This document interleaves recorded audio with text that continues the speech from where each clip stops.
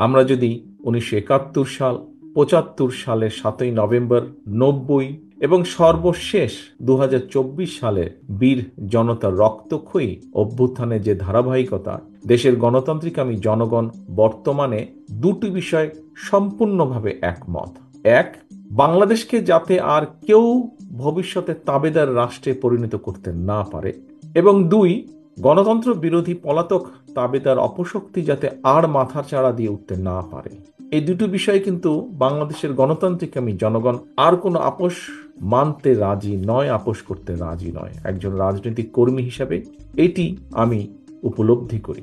প্রিয় উপস্থিতিবৃন্দ, বিএনপি সহ বাংলাদেশের পক্ষের প্রতিটি রাজনৈতিক দল জনগণের এই দাবির সঙ্গে সম্পূর্ণ একমত। আমাদের বক্তব্য স্পষ্ট। যারা বারবার সংবিধান লঙ্ঘন করেছে, দেশে অবৈধ সংসদ বা সরকার গঠন করেছে, যারা সংবিধান লঙ্ঘনের সঙ্গে জড়িত ছিল, তাদের প্রত্যেকের বিরুদ্ধে আইনগতভাবে ব্যবস্থা নিতে হবে। দেশের জনগণ, সরকার এবং রাজনীতিতে কোনোভাবেই গুম, খুন, অপহরণ, দুর্নীতি, লুটপাট, টাকা পাচারকারী, বর্বর বন্দিশালা আয়নাঘরের প্রতিষ্ঠাতা, পতিত, পলাতক, পরাজিত অপশক্তির পুনর্বাসন চায় না এই বাংলাদেশের মানুষ।